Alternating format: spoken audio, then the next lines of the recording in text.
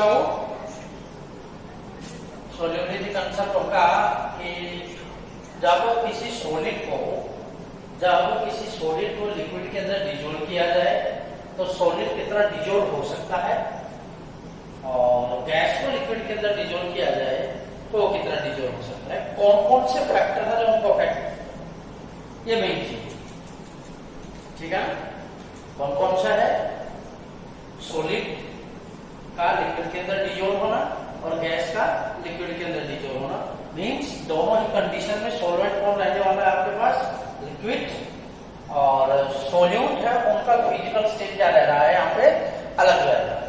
और हमने यहाँ पे केस तो वैसे बहुत पॉसिबल है, हम दो ही केस स्टडी क्यों कर रहे हैं, क्योंकि सॉल्यूशन यूनिट के अंदर हमें सिर्फ वही केस डिस्कस करने हैं जिसमें जब दो कंपोनेंट को मिलाया जाए तो फाइनल जो फिजिकल स्टेट है सॉल्यूशन का वो लिक्विड फेज का बताना चाहिए, क्लियर है ना। बाकी जो बच गए रिमेनिंग, मतलब जब सॉल्यूशन सॉलिड फेज का बचता है और सॉल्यूशन आपका बचता है गैसियस का, वो आपका सरफेस केमिस्ट्री के अंदर हमें पढ़ना है, ठीक है। तो पहले हम केस डिस्कस करेंगे solubility of solid in liquid, मतलब सॉलिड है वो यहाँ पे क्या होने वाला है, सोल्यूट, और लिक्विड है जो यहाँ पे कौन होने वाला है, सॉल्वेंट। जब दोनों को मिलाएंगे तो सॉल्यूशन मिलेगा और उसका फाइनल फिजिकल स्टेट क्या रहने वाला है, फाइनल फिजिकल स्टेट क्या रहने वाला है, बोलो, लिक्विड फेज का, क्लियर है। तो अभी मैं पहला केस डिस्कस कर रहा हूं कि solubility of solid in liquid. तो अभी देखिए सोल्यूबिलिटी क्या होती है, ठीक है। पहले हम देखते हैं सोल्यूबिलिटी क्या होती है। सॉल्यूशन दो कंपोनेंट जब मिलाए जाते हैं आपस में तो कैसा कैसा कंडीशन आता है, क्या क्या कंडीशन आता है, ये हम डिस्कस करने वाले हैं, क्लियर है, ठीक है। देखिए मान लो आपके पास बीकर है और बीकर में आपने क्या ले लिया, लिक्विड ले लिया, ठीक है ना, क्या ले लिया, लिक्विड ले लिया, और इसके अंदर आपने मिलाया शुगर, क्या मिलाया, शुगर, ठीक है। और शुगर मिलाया तो हमने क्या किया, हम धीरे धीरे शुगर को डालते गए लिक्विड के अंदर, मिक्सअप होता गया, वो अमाउंट को डालते गए, मिक्सअप होता गया। तो ये क्या हो रहा है, मिक्सअप हो रहा है ना, इसको बोलते हैं डिजोल्यूशन। क्या बोलते हैं इसको, डिजोल्यूशन, क्लियर है ना, डिजोल्यूशन बोला जाता है, ठीक है। और डिजोल्यूशन कितने रेट से हो रहा है, तो हमारा क्या हो जाता है, रेट ऑफ डिजोल्यूशन हो जाता है, क्या हो जाता है, रेट ऑफ डिजोल्यूशन। अब आप क्या करें, धीरे धीरे शुगर का अमाउंट और बढ़ाते हैं, धीरे धीरे अमाउंट और बढ़ाते हैं। एक ऐसा स्टेट आएगा, एक ऐसा समय आएगा जिसके बाद शुगर आपका, जैसे ही हम शुगर सॉल्वेंट के अंदर डालेंगे, लिक्विड के अंदर डालेंगे, वाटर के अंदर डालेंगे तो डिजोल्व नहीं होगा। जैसे आपने डाला यहां तो नीचे जाके बॉटम में जाके क्या हो जाता है, बैठ जाता है। इसके बाद फर्दर फिर आप डालो, इसके बाद फर्दर आप फिर डालो शुगर पार्टिकल, फिर वो बॉटम में जाके नीचे क्या हो जाएगा, बैठ जाएगा। तो मतलब क्या है, मतलब ये है कि अब डिजोल्यूशन नहीं हो रहा। अब क्या हो रहा है, जैसे आप किसी को शुगर पार्टिकल्स को डाल रहे हैं तो एज इट इज क्या हो रहा है, डिजोल्व नहीं हो रहा, वो मिक्सअप नहीं हो रहा, वो ऐसे ही बैठ जा रहा है। इसको बोलते हैं क्रिस्टलाइजेशन प्रोसेस। क्या बोलते हैं हम इसको, क्रिस्टलाइजेशन, ठीक है ना। और किस स्पीड से हो रहा है वो हमारा क्या हो जाता है, रेट ऑफ क्रिस्टलाइजेशन, क्लियर, ठीक। जैसे ही इसके अंदर आप फर्दर वो स्टेट, वो समय जब जिस समय पे शुगर के पार्टिकल्स ने मिक्सअप होना बंद कर दिया था, उस समय पे हम बोलेंगे कि जो सॉल्यूशन है वो हमारा सैचुरेशन पे आ गया। क्या हो गया, हमारा सैचुरेशन पे आ गया, सैचुरेटेड सॉल्यूशन कहलाता उस समय पे। क्या कहलाता है, सैचुरेटेड सॉल्यूशन, ठीक है, सैचुरेशन आ गया, क्लियर। और उस अंदर में क्या हो रहा था, मिल जा रहा था शुगर पार्टिकल्स, उसको बोलते थे अनसैचुरेटेड सॉल्यूशन। क्या बोलते थे, अनसैचुरेटेड सॉल्यूशन। तो डिफरेंस समझ आ गया, सैचुरेटेड और अनसैचुरेटेड क्या होता है, ठीक है ना। अब हम पॉइंट आते हैं डिजोल्यूशन और क्रिस्टलाइजेशन। शुगर पार्टिकल्स आप डालते गए, डिजोल्व होता गया, तो एक ऐसा समय आता है कि रेट ऑफ डिजोल्यूशन और रेट ऑफ क्रिस्टलाइजेशन दोनों क्या हो जाता है, इक्वल हो जाता है। इक्विलिब्रियम अब आपने पढ़ा होगा, याद है ना इक्विलिब्रियम क्या होता है, ठीक है ना। तो यहां पे क्या सेटअप हो जाता है, इक्विलिब्रियम। क्या सेटअप हो जाता है, इक्विलिब्रियम। अब इक्विलिब्रियम दो तरीके से लगता है, या तो डायनामिक टाइप का लगेगा या स्टैटिक टाइप का इक्विलिब्रियम लगेगा। लेकिन यहां पे कौन सा टाइप का इक्विलिब्रियम लगता है, कौन सा लगता है, डायनामिक टाइप का, याद रखिएगा, इंपॉर्टेंट है ये, ठीक है। ओके, तो सोल्यूबिलिटी क्या कहलाया, ठीक है ना। सोल्यूबिलिटी क्या कहलाया कि शुगर के पार्टिकल्स लिक्विड के अंदर कितने डिजोल्व हुए, शुगर के पार्टिकल्स कितने डिजोल्व हुए, या हम बोलते क्वांटिटी ऑफ सोल्यूट, सोल्यूट यहां पर कौन है, solute, quantity of solute dissolve in liquid to form saturated solution at a particular temperature, at a particular temperature. वो आपका क्या कहलाता है, क्या कहलाता है, आपका सोल्यूबिलिटी कहलाता है। क्या कहलाता है, सोल्यूबिलिटी कहलाता है। क्लियर है ना। तो अब सोल्यूबिलिटी को थोड़ा हम देखो, कोई भी चीज मोलरिटी पढ़ा हमने, तो मोलरिटी के अंदर क्या कहा था कि number of moles of solute dissolve इन पर लीटर ऑफ सॉल्यूशन। मतलब हमने सॉल्यूशन का अमाउंट क्या कर दिया, फिक्स 1 लीटर। इसलिए हमने यहाँ पे क्या किया कि हमने भी अमाउंट यहाँ पे क्या कर दिया, फिक्स कर दिया, किसका, सॉल्वेंट का। क्या मान लिया, 100 ग्राम, लिक्विड का 100 ग्राम, ठीक है। तो सोल्यूबिलिटी क्या होती है, सोल्यूबिलिटी क्या होती है, amount of solubility of solids in liquid at any temperature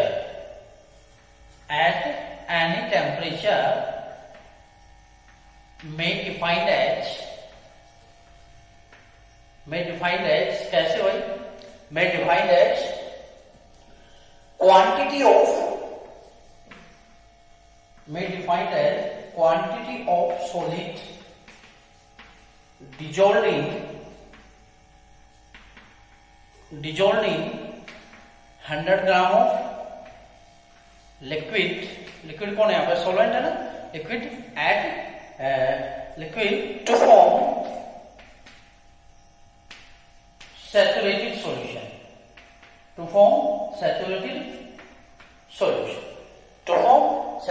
solution, at that. Clear है, वो आपकी सोल्यूबिलिटी का आती है। क्लियर है ना, ठीक है। कि अमाउंट ऑफ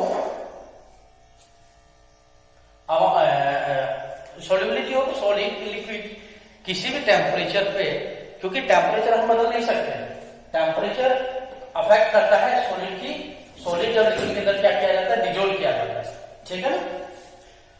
तो solubility of solid in liquid किसी भी टेम्परेचर पर कैसे बता सकते हैं कि क्वांटिटी ऑफ सोल्यूट है ना, ठीक है, dissolve in 100 gram of liquid, solvent के अंदर, तब तक, और कहां पर लेना आपको, सैचुरेटेड सॉल्यूशन बने वहां तक, उसी टेम्परेचर। क्लियर है ना। ऐसे ही आप क्या बता सकते हो, solubility of gas in liquid कैसे बताएंगे, solubility of gas in liquid कैसे बताएंगे कि solubility of gas in liquid at any temperature, or solubility of gas in liquid may be defined as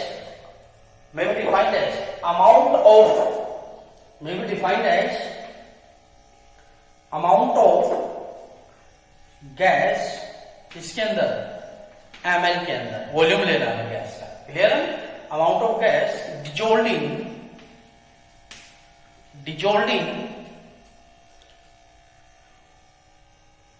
dissolved per unit volume of solvent to form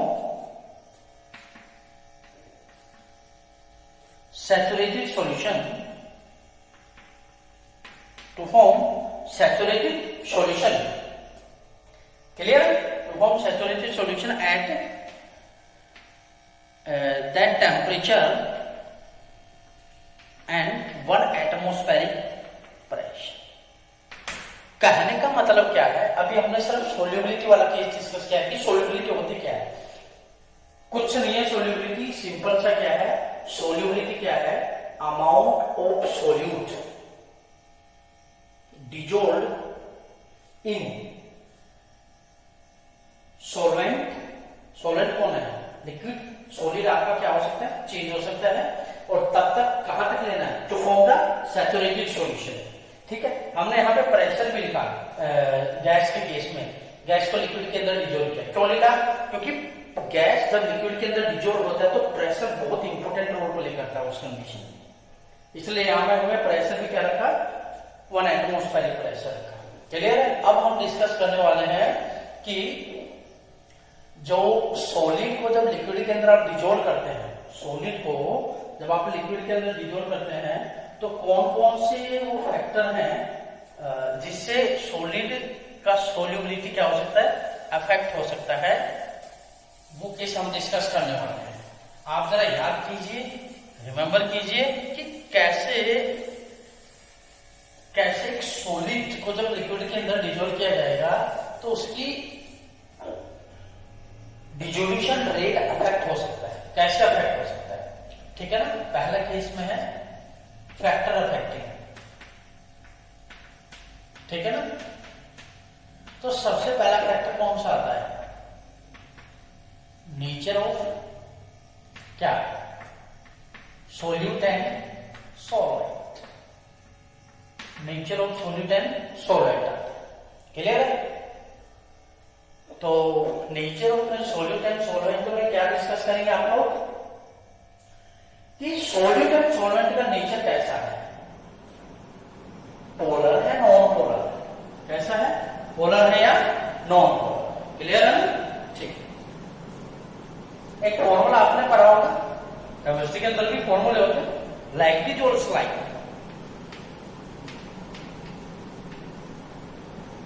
मतलब कि जो polar molecules है वो किसके अंदर डिजोल्व होना चाहिए, पोलर के अंदर. नॉन पोलर जो है, नॉन पोलर मॉलिक्यूल किसके अंदर डिजोल्व होना चाहिए, नॉन पोलर के अंदर. ठीक है ना. हालांकि ये नहीं कि पोलर के अंदर, पोलर नॉन पोलर के अंदर डिजोल्व हो जाए या नॉन पोलर पोलर के अंदर डिजोल्व हो जाए, ऐसा कोई केस नहीं है. ठीक है. Polar like dissolve slide, polar के अंदर डिजोल्व होता है, नॉन पोलर किसके अंदर डिजोल्व होता है, नॉन पोलर के अंदर डिजोल्व. क्लियर है ना. ठीक है. और तो अब आप हमें बताइए कि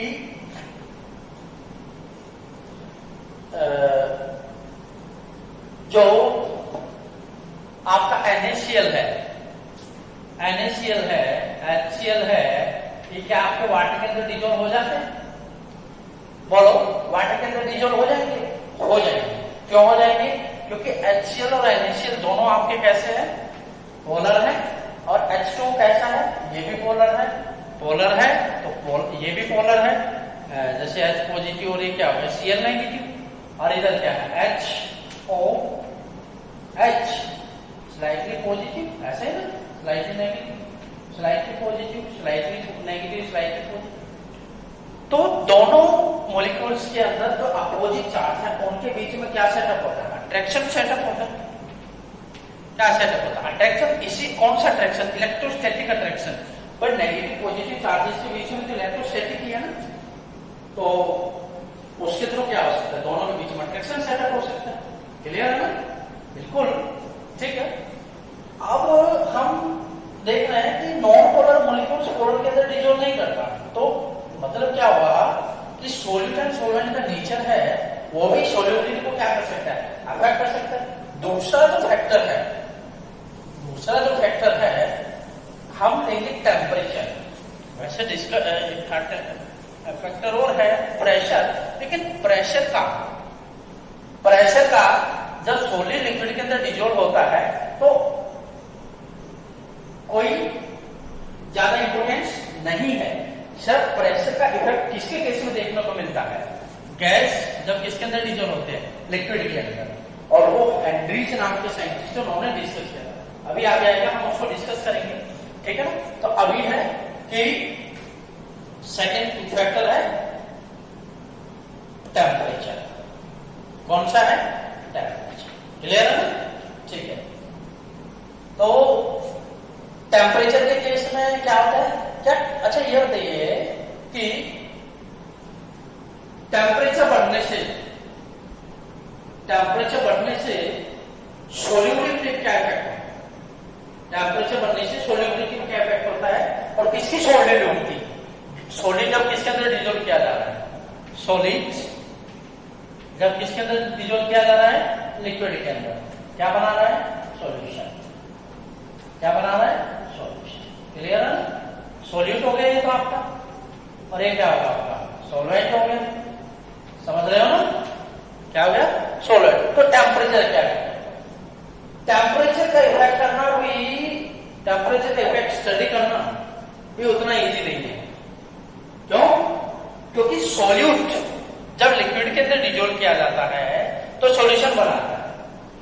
अब पॉइंट ये है, क्या पॉइंट है कि जो सॉल्यूशन बना वो, ये जो कंप्लीट प्रोसेस है, ये भाई कैसा प्रोसेस है? एक्सोथर्मिक है,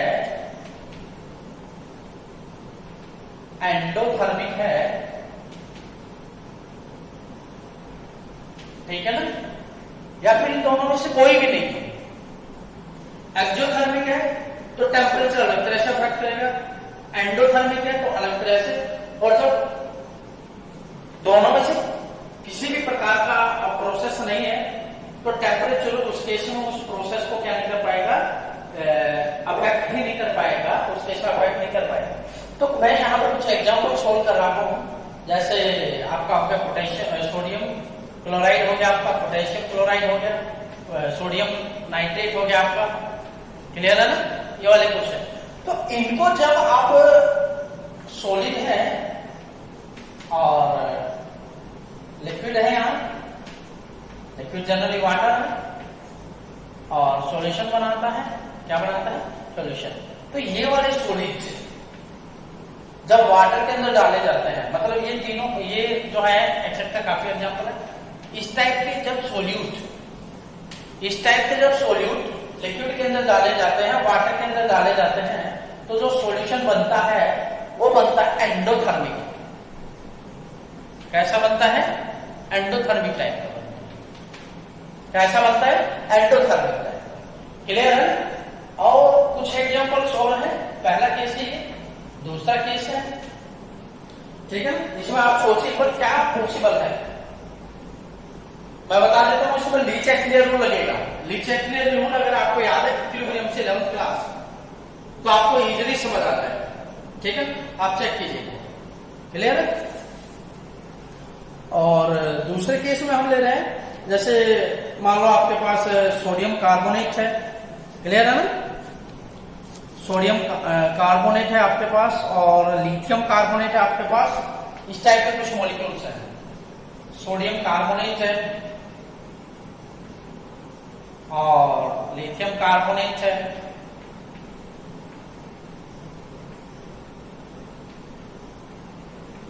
इस टाइप के जब डाले जाए सॉलिड्स प्लस सॉल्वेंट आपका है जो लिक्विड है, ठीक है ना, सॉल्यूशन। ये पहला केस है, ये दूसरा केस हो गया। तीसरा केस के लिए एग्जांपल और लेंगे हम कुछ, ठीक है ना। तीसरे केस के लिए होगा जैसे कैल्शियम सल्फेट वाला केस हो गया। क्लियर है? अभी हम लेंगे, पहले इन दोनों को देखिए, ठीक है।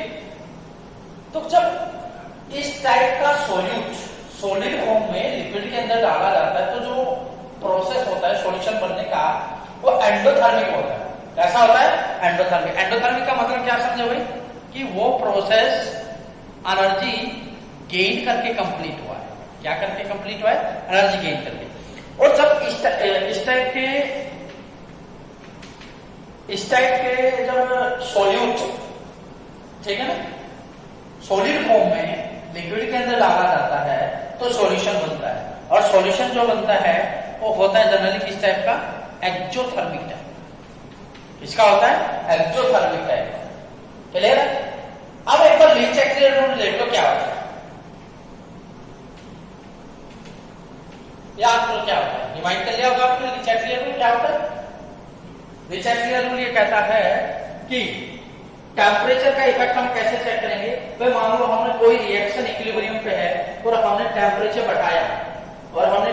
बढ़ाया तो वो रिएक्शन पॉसिबल है, उस साइड वाली रिएक्शन पॉसिबल है या वो रिएक्शन पॉसिबल है जो एनर्जी गेन करने के साथ कंप्लीट हो रही है, जो एनर्जी गेन करने के साथ क्या हो रही है, कंप्लीट हो रही है। उससे पहले एक पॉइंट को डिस्कस करना चाहूंगा मैं कि मान लो कोई रिएक्शन है A to B, ठीक है ना, और B to A reversible reaction है, ठीक है। अगर मान लो ये वाला रिएक्शन एक्सोथर्मिक है तो ये वाला पक्का कैसा बनेगा, बोलो, एक्सोथर्मिक एंडोथर्मिक, ठीक है ना। फॉरवर्ड और बैकवर्ड रिएक्शन हमेशा एक दूसरे के अपोजिट नेचर की होती है, एक अगर एक्सोथर्मिक है तो दूसरे एंडोथर्मिक, एक एंडोथर्मिक है दूसरा कौन सा है, एक्सोथर्मिक। क्लियर? ठीक है। तो सॉलिड इस टाइप का जब लिक्विड के अंदर डाला जाता है तो एंडोथर्मिक एनर्जी गेन करने के साथ तो फॉरवर्ड रिएक्शन कैसा हुआ, एंडोथर्मिक, और बैकवर्ड रिएक्शन कैसा हुआ, एक्सोथर्मिक, ठीक है। तो इस कंडीशन में आप क्या करो, टेम्परेचर बढ़ाओ। इस कंडीशन में आप क्या करो, पहले वाले केस में, ए वाले केस में आपने क्या किया, टेम्परेचर को क्या किया, इंक्रीज किया, ठीक है। टेम्परेचर बढ़ाया तो बताओ ली चैटलियर रूल क्या कहेगा, ली चैटलियर रूल कहेगा कि टेम्परेचर बढ़ा रहे हैं तो मतलब हम एनर्जी दे रहे हैं और वही रिएक्शन पॉसिबल है जो एनर्जी गेन करने के साथ कंप्लीट हो रही है। मतलब फॉरवर्ड या बैकवर्ड कौन सी रिएक्शन बनेगी, फॉरवर्ड चलेगी। टेम्परेचर बढ़ाएंगे तो कौन सी रिएक्शन पॉसिबल है, फॉरवर्ड रिएक्शन क्या होगी, फेवरेबल होगी ना, फॉरवर्ड रिएक्शन फेवरेबल। तो देखो फॉरवर्ड रिएक्शन में क्या होता है, सॉल्यूशन बन रहा है, फॉरवर्ड रिएक्शन में क्या बन रहा है, सॉल्यूशन। इसका मतलब सॉलिड लिक्विड के अंदर क्या हो जाएगा, डिसॉल्व हो जाएगा। यही पॉइंट था हमारा, ठीक है ना। तो टेम्परेचर बढ़ने के साथ सॉल्युबिलिटी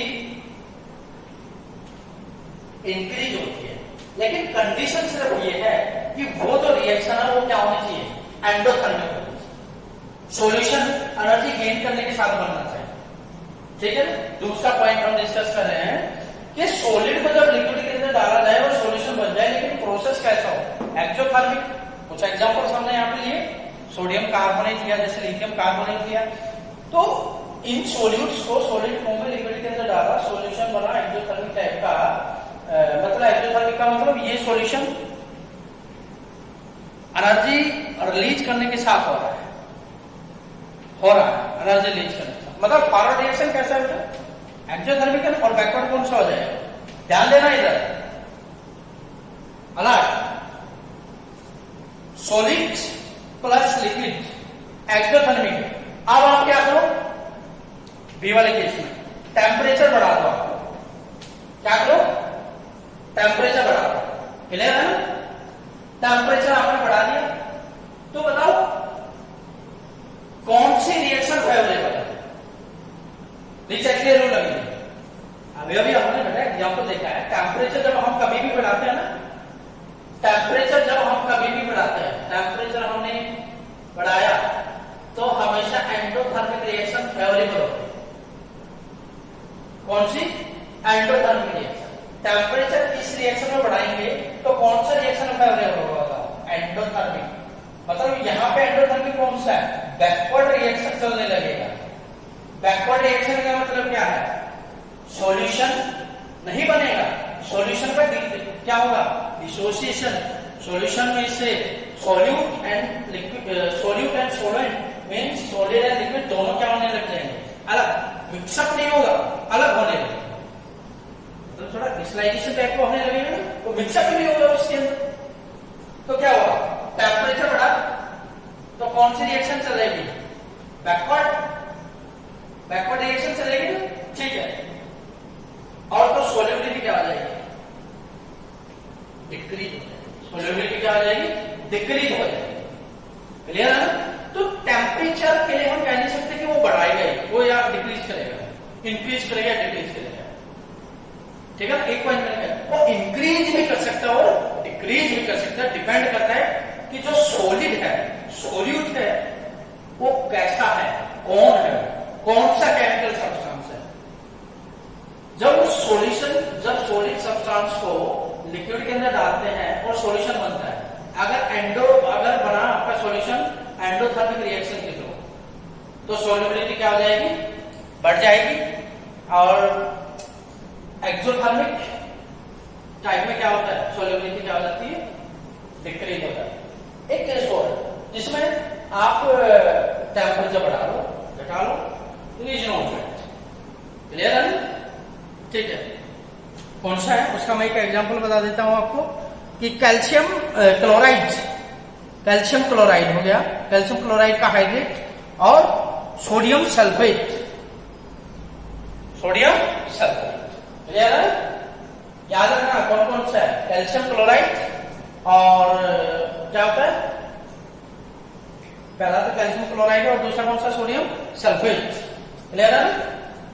फॉर्मूला लिख लो, calcium chloride CaCl2 into 6H2O और एक सोडियम सल्फेट into 10, क्लियर है। ये वो दो ऐसे सब्सटेंस है, सॉलिड सब्सटेंस है, सोल्यूट की तरह बिहेव करेंगे।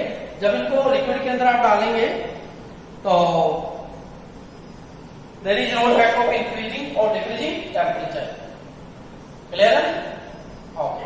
ये हमारा पॉइंट। अभी हम डिस्कस करेंगे आपको प्रेशर का भी, अभी हमने बताया कोई इफेक्ट देखने को नहीं मिलता। अभी हम डिस्कस करेंगे solubility of gas in liquid कैसा होता है।